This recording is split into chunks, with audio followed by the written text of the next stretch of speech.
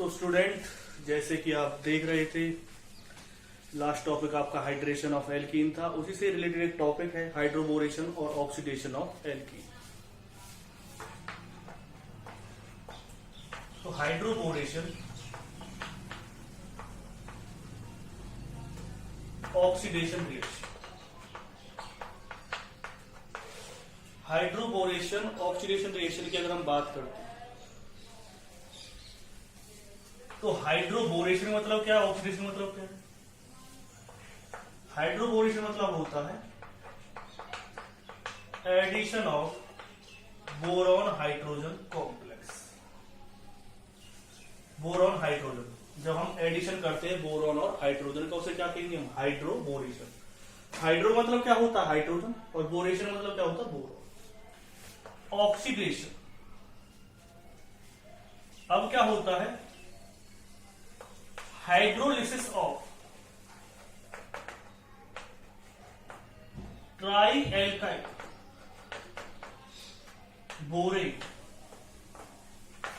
Hydrolysis of try alkyl borane, जैसे addition of BH आपने कर दिया, फिर पहले स्टेप में आपने क्या कर दिया? एडिशन ऑफ बीएच कर दिया।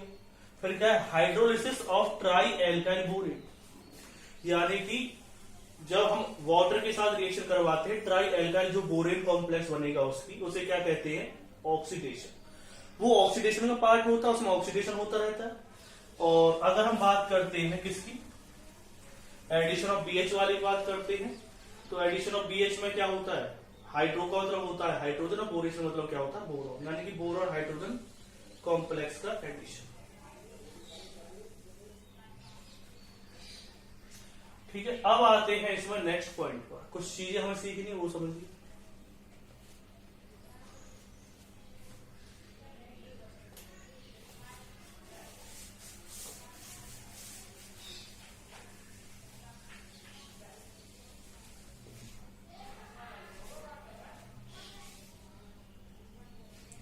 तो हाइड्रोबोरेशन ऑक्सीडेशन की अगर हम बात करते हैं,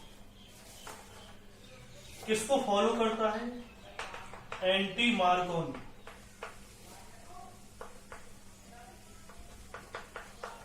कॉप्स रूल। देखो, पहला वाला किसको फॉलो कर रहा था? पहला वाला फॉलो कर रहा था मार्कोनी कॉप्स रूल को। ये किसको फॉलो कर रहा है? ये फॉलो कर रहा है anti Markovnikov's rule. Anti Markovnikov's rule मतलब क्या होता है? जैसे आपने CH3 CH double bond CH2 लिया, ठीक, आपने पहले इसमें पहले आपने इसकी जो रिएक्शन हो क्या करवाई? इसमें हाइड्रोबोरेशन मतलब कि हाइड्रोबोरेशन करवाई, और फिर इसका परऑक्साइड प्रेजेंस में क्या करा दिया? हाइड्रोलिसिस करवा दी इसकी। तो आपके सामने एक कंडीशन आई कि क्या बन गया? CH3 CH, यहां पे क्या आ जाएगा? इस बार जो इसमें OH लगेगा, पहले वाले में OH कहां लग रहा था? पहले वाले में OH लग रहा था जहां पर अनसिमेट्रिकल एल्कीन के अंदर डबल बॉन्ड के अलोंग, जहां पर कार्बन के पास कम हाइड्रोजन थी, तो उसके साथ तो लग रहा था क्या? OH ग्रुप, पहले वाले केस में। और जहां पर ज्यादा हाइड्रोजन थी वहां पर क्या लग रहा था? वहां पर लग रहा था H। लेकिन इस बार उल्टा है। इस बार क्या है कि इस वाले केस में क्या हो रहा? OH कहां पे लगेगा? OH वहां पर लगेगा जहां पर नंबर ऑफ हाइड्रोजन क्या है? ज्यादा है। कौन सी कार्बन के पास? जो कार्बन डबल बॉन्ड के साथ अटैच उसके पास। अगर हाइड्रोजन ज्यादा वहां पे OH लगेगा, और जहां हाइड्रोजन कम है वहां पे क्या लगेगा? H। तो ये डिफरेंस है किसमें? हाइड्रोबोरेशन और ऑक्सीडेशन रिएक्शन के। हाइड्रोबोरेशन ऑक्सीडेशन रिएक्शन और हाइड्रेशन रिएक्शन के अंदर उसमें कौन सा रूल फॉलो हो रहा था? उस वाले में मार्कोनी कॉप्स रूल फॉलो हो रहा था, इसमें कैसा रूल फॉलो हो रहा है? Anti Markovnikov. एक चीज और भी है इसके केस में, बहुत से पॉइंट हमें समझते हैं। तो मैंने आपको बता दिया कि हाइड्रोबोरेशन मतलब क्या होता है, ऑक्सीडेशन मतलब क्या होता है। दूसरा पॉइंट क्या है इसमें जो हमारे लिए बहुत जरूरी है? जैसे कि आप एक चीज देखते हैं इसमें, नो रीअरेंजमेंट। देखो, पहले वाले केस में मैंने एक चीज आपको बताई थी कि सब कुछ किस पर डिपेंड करेगा? कि कौन सा कार्बोकैटायन ज्यादा स्टेबल है, लेकिन इसमें कोई भी इस तरह की चीज नहीं होगी। इस तरह की चीज का मतलब क्या है, जैसे कि मैंने एक रिएक्टेंट आपके सामने लिया था, ये वाला रिएक्टेंट लिया था, प्रोडक्ट रीअरेंज हो रहा था, आपने देखा था, मैंने आपको करके दिखाया था। लेकिन अगर आपने इसमें इस हाइड्रोबोरेशन ऑक्सीडेशन रिएक्शन को किया है तो आपके लिए ज्यादा चीजें चेंज नहीं होंगी। ज्यादा चीजें चेंज का मतलब क्या है कि आप सिंपल अपना तरीका लगाइए। सिंपल तरीका मतलब क्या है, जो एंटी मार्कोनिक ऑक्सीड लगाते हैं, यहाँ पर CH आएगा, यहाँ पे क्या आएगा CH2, ये तो आप जान ही गए हो बॉर्डरलाइन फॉर्मूले से। तो यहाँ तो क्या बन जाएगा CH2OH, यहाँ पर जो बनेगा वो क्या बनेगा CH2OH, और यहाँ पर क्या लगेगा H। यानी कि एक बात क्लियर है इस वाले केस में, इस वाले केस में क्या बात क्लियर हमारे सामने आ गई कि हमें इस तरह का रीअरेंज करने की जरूरत नहीं है कि रिंग एक्सपेंशन होगा या वो एक्सपेंशन होगा, इसमें ऐसी कोई चीज नहीं। अब आप कहेंगे क्यों? क्योंकि इसमें कार्बोकैटायन बनता ही नहीं है। इसमें जो कार्बोकैटायन बनता है वो नॉन क्लासिकल कार्बोकैटायन होता है, because in this method non classical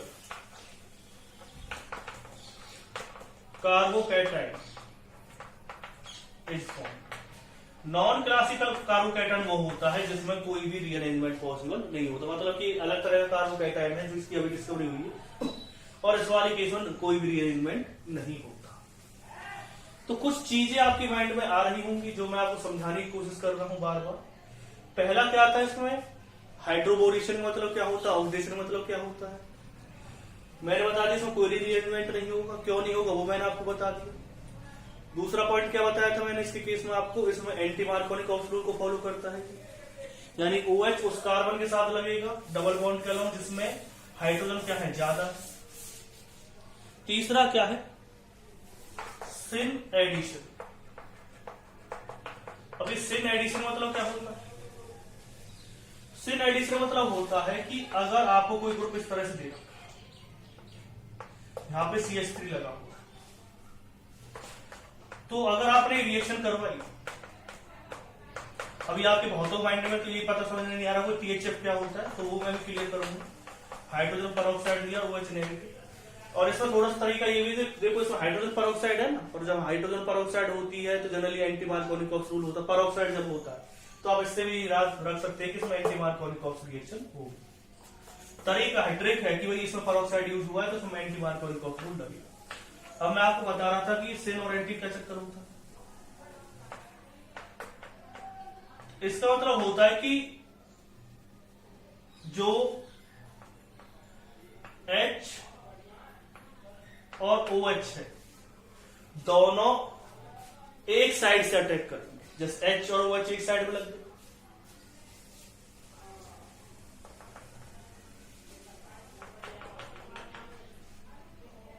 और क्या प्रोडक्ट बन सकता है, एक बार के ऊपर से अटैक कर रहे, एक चांस क्या हो सकता है कि ये दोनों नीचे से अटैक कर।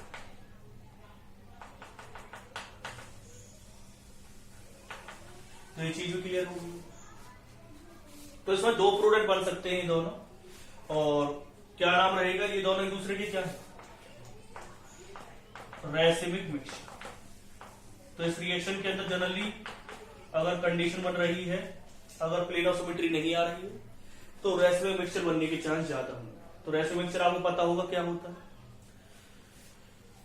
तो ये चीज आपको समझ में आ गई कि सिन अटैक कैसे होगा। सिन अटैक का मतलब क्या है, दोनों ही जो ग्रुप है वो एक साइड से अटैक करेंगे, यानी H और OH दोनोएक साइड से अटैच होंगे, जैसे या तो नीचे बिलो दी प्लेन या अबव दी प्लेन।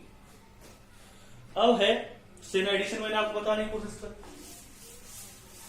फिर आते हम तीसरे पॉइंट पर। तीसरा पॉइंट, नेक्स्ट पॉइंट क्या कहता है, नेक्स्ट पॉइंट हमारे माइंड में एक और चीज लाता है, और वो चीज क्या है, वो है ये फॉलो करता है रिड्यूस सिलेक्टिविटी। अब ये रिड्यूस सिलेक्टिविटी मतलब क्या होता है, मतलब ये है कि इस वाले कंपाउंड के अंदर, जैसे आपने कंपाउंड लिया था तो B2H6 और THF आपने लिए, और दूसरा अगर आपने इसमें H2O2 और OH नेगेटिव डाला है, तो इसमें दो प्रोडक्ट बनने के चांस होते हैं। एक प्रोडक्ट ये बन सकता है और एक प्रोडक्ट क्या बन सकता है इसमें। लेकिन जैसा कि मैंने आपको बताया कि इसमें 99% ये बनेगा और सिर्फ 1% क्या बनता है। तो दोज रिएक्शंस इन विच 2 या more than 1 products are formed but 1 product is the major product compare to another.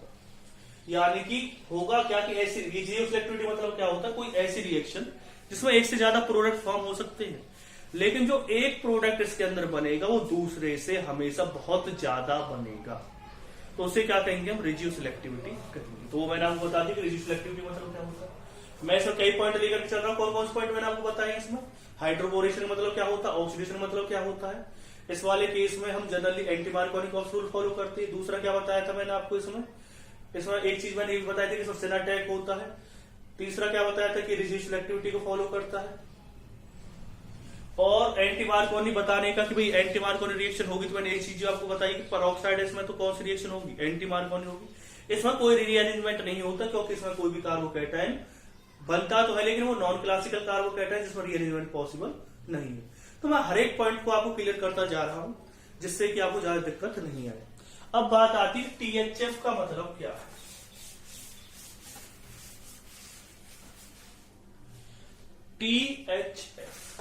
THF मैंने आपको पहले बता रखा है वैसे तो टेट्रा हाइड्रोफ्यूरिक। ये एक सॉल्वेंट होता है जो B2H6 के साथ मिलकर के जब हम इसमें THF डालते हैं तो ये कॉम्प्लेक्स बना देता है। ये इलेक्ट्रॉन डोनेट करता है, इसमें कैसे चार्ज आएगा, नेगेटिव, इसमें कैसे चार्ज आएगा। तो ये कॉम्प्लेक्स बनाने का काम करता है THF B2H6 के साथ, क्योंकि इस रिएक्शन के अंदर B2H6 रिएक्ट नहीं करता, कौन रिएक्ट करता है, BH3 अटैक करता है। तो ये BH3 बनाने में हमारी हेल्प करता है THF जो होगा। तो THF इसमें इस तरह यूज किया जाता है, मैंने आपको बता दिया है कि ये कॉम्प्लेक्स बनाएगा B2H6, इसे क्या कहते हैं, डाइबोरेन। तो डाइबोरेन से क्या बना लेता है, BH3 बना लेता है। अब ये रिएक्शन होगी कैसे, भाई सबसे बड़ा जो पॉइंट है वो तो यही है कि रिएक्शन होगी कैसे। तो अब बात आती है कि ये रिएक्शन किस तरह से होगी, वो मैं आपको बताने की कोशिश।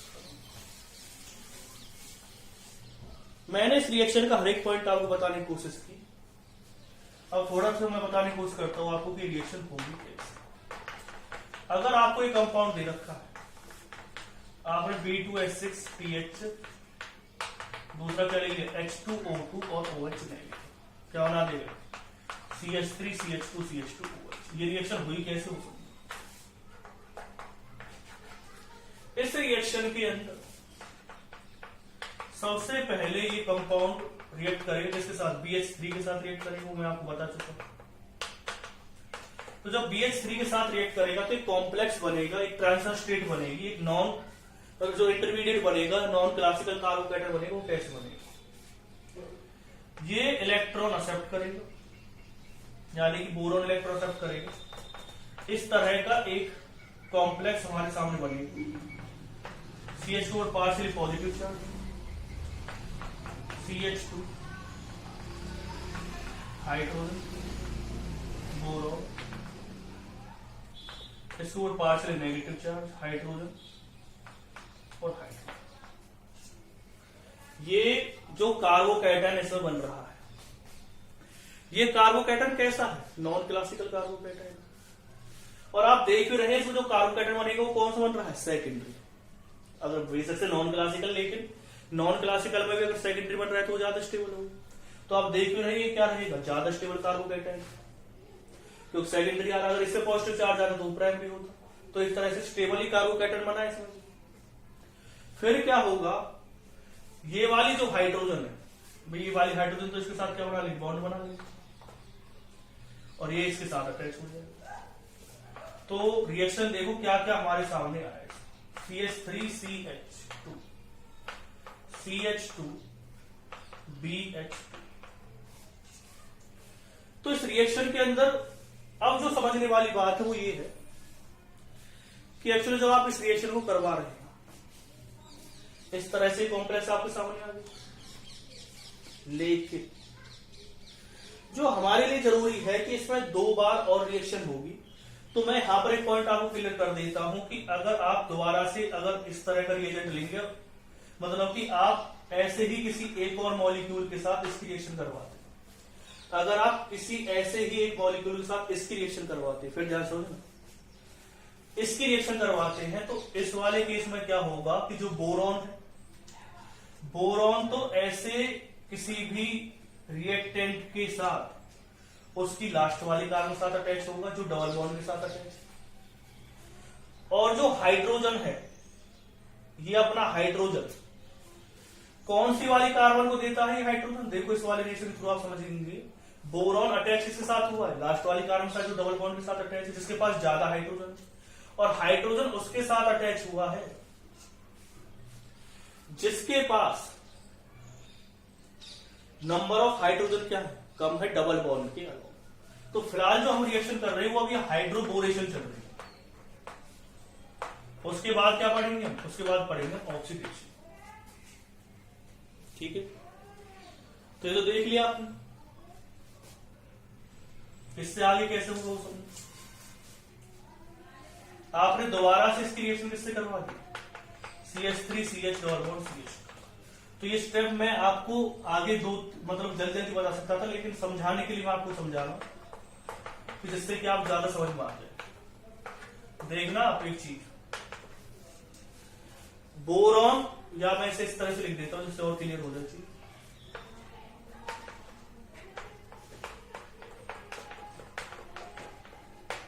हाइड्रोजन किसके साथ अटैच हो गया? देखो CH3 हाइड्रोजन तो अटैच हो गया इस वाले कार्बन के साथ, इस वाले कार्बन के साथ, और खुद बोरॉन, पहले इसके पास 2 हाइड्रोजन थे, एक हाइड्रोजन तो वहां चला गया, एक जो खुद बोरॉन है वो किसके साथ अटैच हो गया? इस वाली कार्बन के साथ। तो इस वाले कार्बन के साथ बोरॉन अटैच हो गया, तो 2 के साथ रिएक्शन होगी। फिर उसके बाद क्या होगा ये लिख लीजिएगा। इसके बाद फिर इसकी एक बार रिएक्शन करवाई जाएगी किसके साथ? CH3CH double bond CH2। फिर ये तरीका अपनाया जाएगा। तो मैं रिएक्शन डायरेक्ट लिख देता हूं CH3CH2CH2 कि थ्राइस, फिर क्या आएगा B, और जो हाइड्रोजन था वो इसमें चला जाएगा। तो यहां तक हमारे पास जो प्रोडक्ट आया है वो उसका नाम क्या है? ट्राइप्रोपाइल बोरेट। तो यहां तक हमारे पास आ गया ट्राइप्रोपाइल बोरेट। यानी कि अभी तक तो सिर्फ आपने क्या किया है? अभी तक तो इस रिएक्शन के अंदर हाइड्रोबोरेशन हुआ है। देखो जो मैंने अभी आपको हाइड्रेशन रिएक्शन करवाई थी उसकी मैकेनिज्म आपको आनी चाहिए थी, इसकी आए या ना आए, लेकिन ये अगर आप हायर क्लास की तैयारी कर, यानी कि आप IIT या नीट की तैयारी कर रहे हैं या IIT नीट की तैयारी कर रहे हैं, तो फिर आपको आनी चाहिए रिएक्शन, क्योंकि तब आपको लिए इंपोर्टेंट है किस तरह से रिएक्शन हो। बाकी अगर आप CBSE लेवल बात करते तो ये रिएक्शन हमारे लिए जरूरी नहीं है। जो मैंने पहले आपको पॉइंट बताए थे कि भाई एंटी मार्कोनिकॉफ रूल होता है, इसमें कोई भी रीअरेंजमेंट नहीं होता, ये चीज आपको पता होनी चाहिए। वो सिंड वाला भी आपके लिए कोई जरूरी नहीं है, लेकिन अगर आप IIT मेंस या अगर आप IIT एडवांस या नीट की तैयारी कर रहे हैं, फिर हर एक चीज आपके लिए इंपोर्टेंट है। अब बात आती है कि रिएक्शन किस तरह से हो, मतलब यहां तक तो हो गया, यानी अभी हमारे पास क्या हुआ? हाइड्रोबोरेशन। अब बात आती है इसकी ऑक्सीडेशन वाले पार्ट कि ऑक्सीडेशन इसमें किस तरह से। तो सबसे पहले क्या हमारे पास? परऑक्साइड।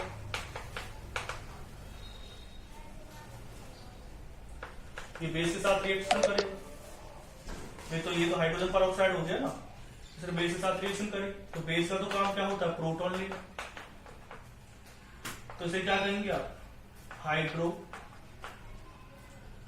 परऑक्साइड। जो करेगा वो यही करेगा। ये क्या बन गया हमारे पास? एक न्यूक्लियोफाइल। अब आप कहेंगे न्यूक्लियोफाइल कैसे बन गया सर? तो एक चीज आप इसमें देखिए कि इस पे कैसा चार्ज आ रहा है? नेगेटिव चार्ज आ रहा है। तो नेगेटिव चार्ज मतलब इलेक्ट्रॉन डेंसिटी चार्ज है।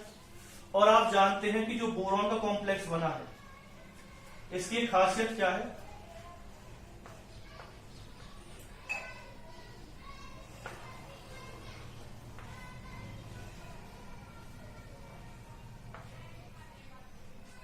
बोरॉन के 3 तो इलेक्ट्रॉन अपनी बैलेंस सेल में होते हैं और 3 इलेक्ट्रॉन ऐसे कार्बन से मिल गए जो इसके साथ अटैच है, तो टोटल कितना हो जाएगा 6। अभी भी इलेक्ट्रॉन डेफिशिएंट है, वो मैंने बॉन्ड लाइन फॉर्मूले की फॉर्म में लिख दिया है। जो हमारा हाइड्रोबोरेशन में लास्ट में कॉम्प्लेक्स आया था वो मैंने बॉन्ड लाइन की फॉर्मूले में लिख दिया है, जिससे कि हमें ज्यादा चीजें लिखनी ना पड़े, क्योंकि बार बार कार्बन लिखेंगे तो चीजें ज्यादा बड़ी हो जाएगी। OH ये अटैक कर देगा इसको, क्या बन जाएगा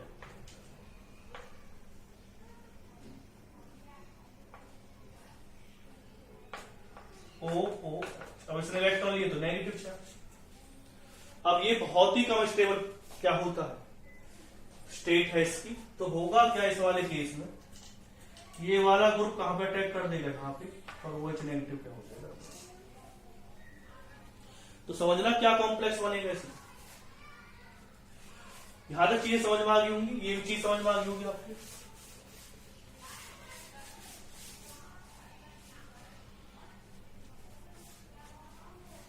अगर हाइड्रोबोरेशन ऑक्सीडेशन रिएक्शन आती है सीबीएसई लेवल पे, तो जो मैंने आपको पहला स्टेप बताया था किस तरह से रिएक्शन हो रही है, वो रिएक्शन लिखने नहीं है, और 2-3 पॉइंट जैसे कि इसमें रीअरेंजमेंट नहीं होता, किस तरह से नॉन क्लासिकल कार्बोकैटन बनता है, और पहला वाला जो पॉइंट किया एंटी मार्कोनिकोव्स की चीजें लिखते हैं तो आपको पूरा मार्क्स मिल जाए। अगर मैं इस रिएक्शन की बात करता हूं आगे, तो क्या क्या बन गया था हमारे पास। इससे आगे अगर हम रिएक्शन प्रोसीड करता हूं मैं इससे आगे, तो क्या बनेगा, एक तो ये आ गया, और ये क्या आ जाएगा O, साथ में क्या आएगा OH। ठीक है, इसी प्रोसेस को अगर आप 2 टाइम्स और रिपीट करते हैं, रिपीट प्रोसेस 2 टाइम्स। आपने क्या किया, जो ये वाला प्रोसेस था जो मैंने लास्ट में करवाया था, इसी प्रोसेस को आप 2 टाइम्स करिए, यानी कि आप फिर से किसका अटैक करवाइए, इस वाले ग्रुप को अटैक करवाइए। जो मैंने प्रोसेस अभी तक आपको करवाया है उसी को 2 टाइम आप अगर प्रोसीड करते हैं, यानी कि इस वाले ग्रुप को आप दोबारा से अटैक करवाते हैं, फिर इस तरह का कॉम्प्लेक्स बनेगा, इस तरह का कॉम्प्लेक्स बनेगा समझ। तो इस तरह का जो कॉम्प्लेक्स बनेगा, फिर इस पे बोरोन में नेगेटिव चार्ज आएगा, वो अनस्टेबल बनेगा, और ये वाला R ग्रुप या जो प्रोपाइल ग्रुप है वो ऑक्सीजन के पास जाएगा। अगर आप इस प्रोसेस को 2 टाइम्स और रिपीट करते हैं, तो एक हमारे सामने क्या स्टेट बनेगी, बोरॉन ऑक्सीजन।